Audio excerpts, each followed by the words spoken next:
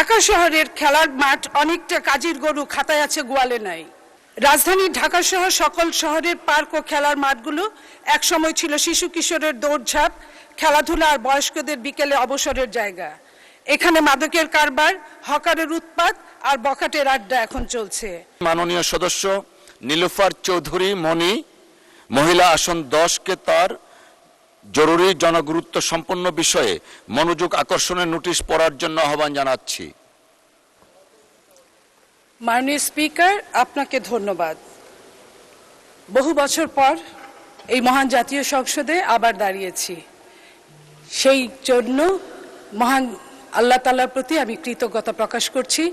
আপনার মাধ্যমে বাংলাদেশের অবিসংবাদিত নেতা, বাংলাদেশ জাতীয়তাবাদী দলের আমাদের প্রাণপুরুষ, বাংলাদেশের মাননীয় প্রধানমন্ত্রী জনাব তারেক রহমানের প্রতি কৃতজ্ঞতা জানাচ্ছি। মাননীয় স্পিকার, আমি কার্যপ্রণালী বিধির 71 অনুসারে জাতীয় জরুরি জনগুরুত্বপূর্ণ সম্পন্ন বিষয় সম্পর্কে মাননীয় স্থানীয় সরকার পল্লী উন্নয়ন মন্ত্রী মহোদয়ের মনোযোগ আকর্ষণ করছি।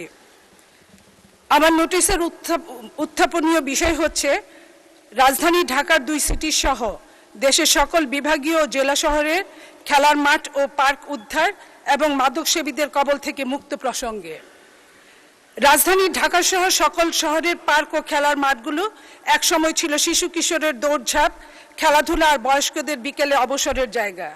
এখানে মাদকের কারবার, হকারের উৎপাত আর বখাটের আড্ডা এখন চলছে। কোথাও দখল, আবার কোথাও শিশু পার্কের নামে বাণিজ্যিক ব্যবহার হারিয়েছে তার সৌন্দর্য।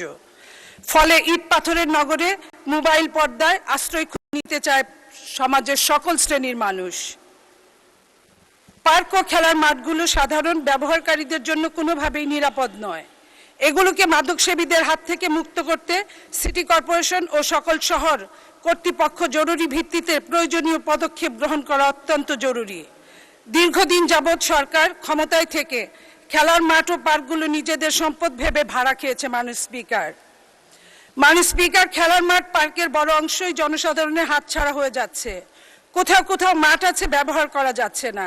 কোথাও পার্ক আছে, তা মাদকসেবী ও বখাটেদের নিয়ন্ত্রণে রয়েছে। এক সময় বিকালের মাঠ ছিল শহরের শৈশবের অবিচ্ছেদ্য অংশ। ক্রিকেট, ফুটবল, ব্যাডমিন্টন কিংবা বন্ধুদের সঙ্গে আড্ডায় সময় কাটত শিশুদের সময়। মাননীয় স্পিকার, খেলার মাঠ ও পার্ককে শুধু বিনোদনের জায়গা নয়, বরং নগরের ফুসফুস ও গুরুত্বপূর্ণ স্বাস্থ্য অবকাঠামো হিসেবে বিবেচনা করা যায়।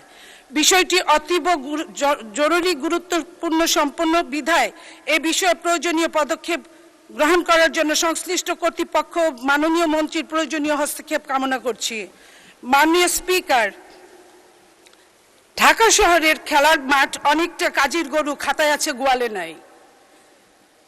ডয়েচে ভেলের রিপোর্ট অনুযায়ী ঢাকা সিটির 2টা সিটি কর্পোরেশনে 129টি ওয়ার্ডের মধ্যে মাত্র 235টি খেলার মাঠ রয়েছে। ওয়ার্ড প্রতি 2টারও কম, প্রতি ওয়ার্ডে 2টা খেলার মাঠেরও কম রয়েছে। সেই মাঠগুলো বাস্তব চিত্র আরো ভয়াবহ।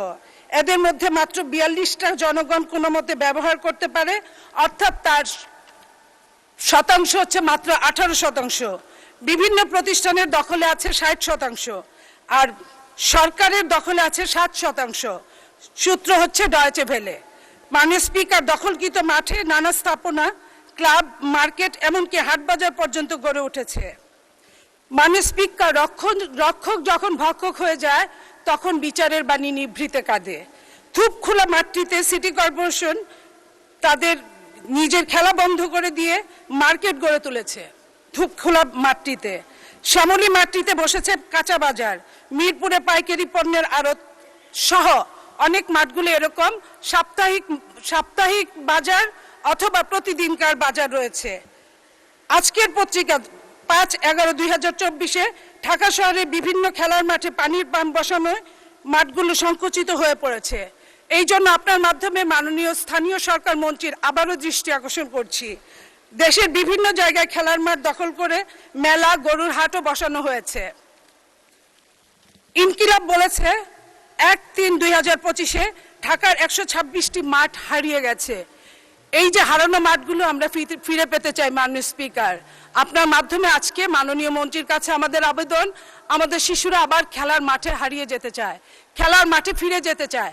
তারা বই খাতা এবং খেলার মাঠটাই তাদের সহায় হোক। কোনো আমরা সাইবার কোনো আপনার এই যে টেলিফোন বা এই যে মোবাইল ফোনের মধ্যে আমরা রাখতে চাই না। মাননীয় স্পিকার, আপনাকে ধন্যবাদ।